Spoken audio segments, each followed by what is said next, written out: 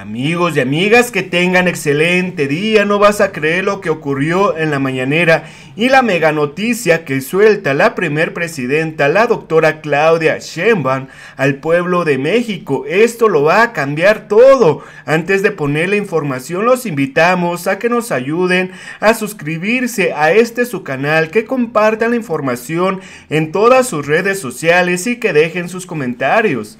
Vamos a ver qué es lo que ocurrió en la mañanera, porque, amigos, en la Cámara de Diputados la Cuarta Transformación recupera las vías ferroviarias.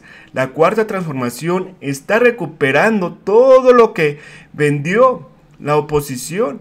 Recordemos que el expresidente Ernesto Zedillo privatizó las vías y hoy se está recuperando para que existan y que vuelvan los trenes de pasajeros. Vamos a ver la mega noticia que tiene la primer presidenta de México, la doctora Claudia Sheinbaum, al pueblo de México, que esto lo va a cambiar todo. Vamos a escuchar. Bueno, son dos reformas.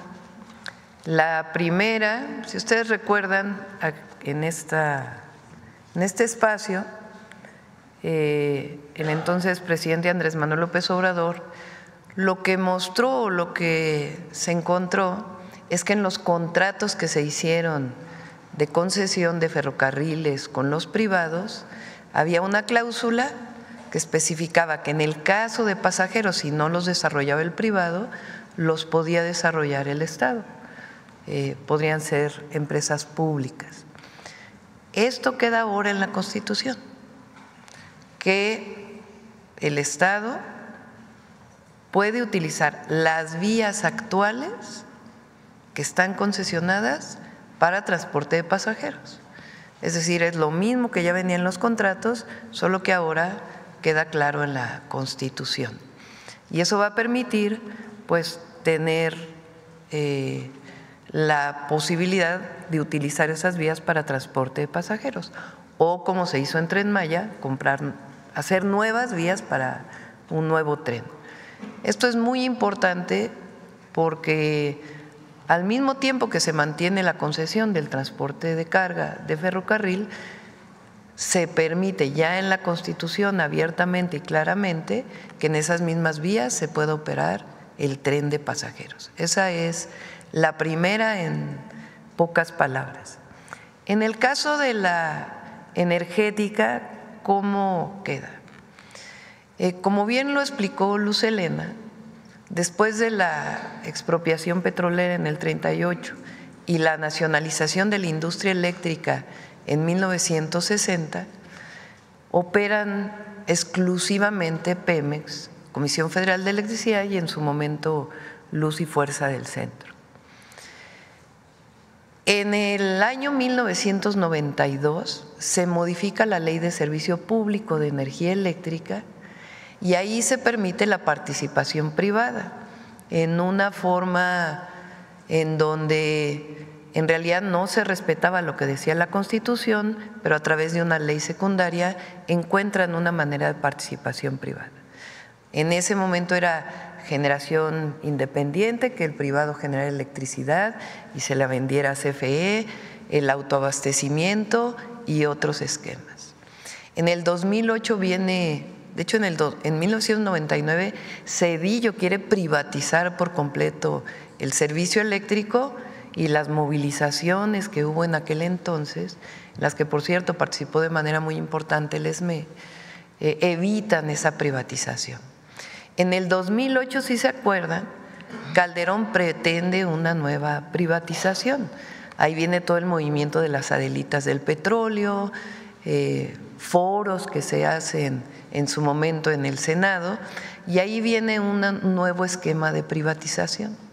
En el 2003 es cuando viene el cambio constitucional, que no había podido hacerse. En este cambio constitucional del 2013 se modifica por completo el esquema de operación de CFE y de Pemex. ¿Cuál es la característica? Le ponen a las empresas, en vez de ser empresas públicas, empresas productivas del Estado.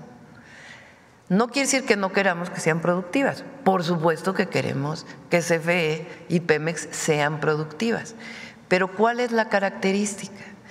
Que en realidad las ponen a competir en el mismo nivel que todas las empresas privadas en la apertura de un mercado eléctrico que no se había dado en México a partir del 2013.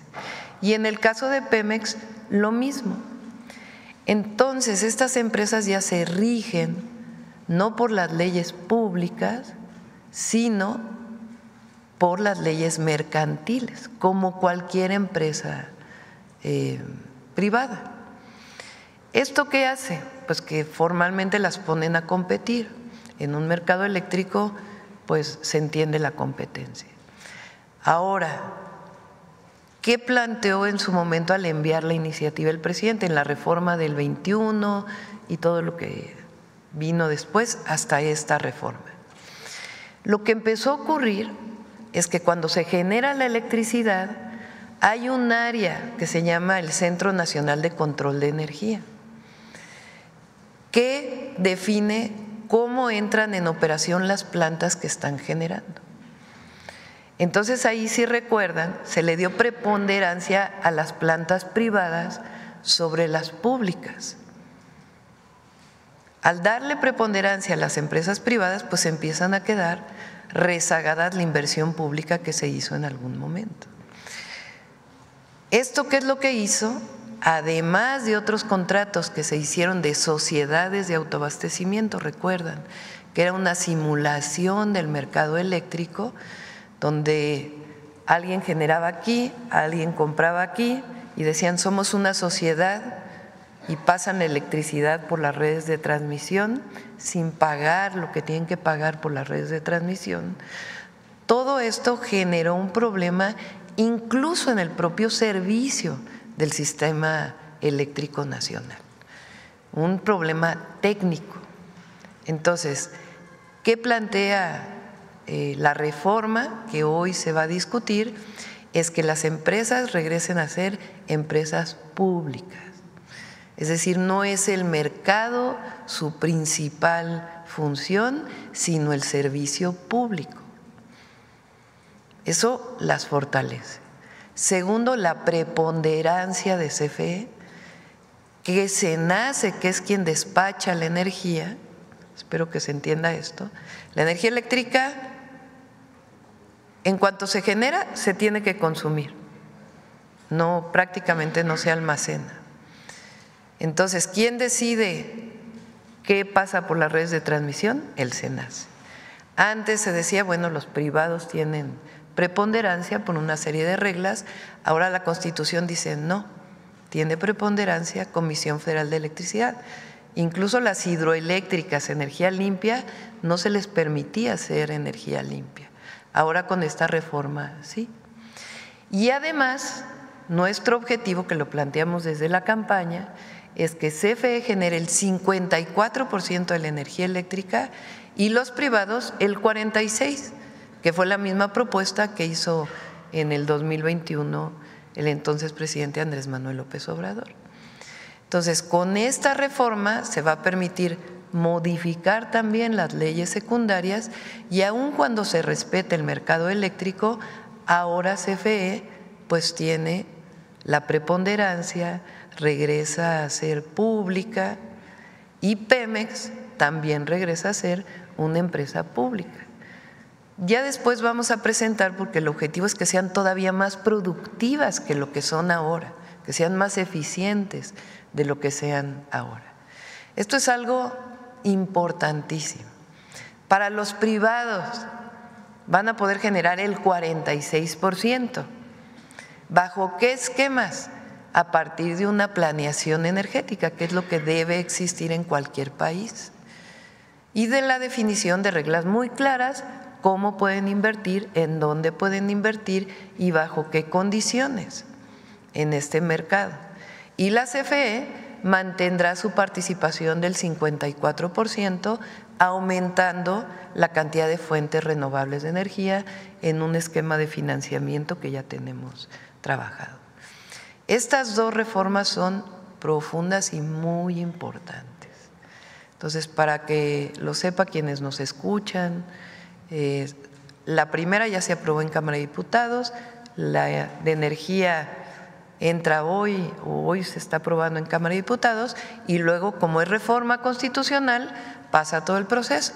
De ahí se va a Cámara de Senadores y luego a los congresos estatales.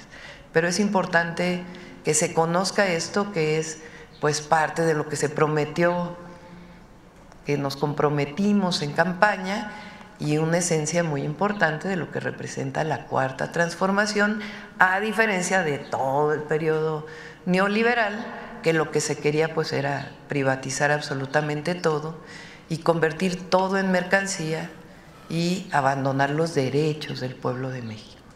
Entonces, esto es lo que se está presentando el día de hoy. Entonces, ahora sí tomamos sus preguntas. Bueno amigos, si les gustó toda esta información, compártanla en sus redes sociales, activen la campanita de notificaciones y regálenos un like. Dejen sus comentarios y nos vemos hasta la próxima. Adiós.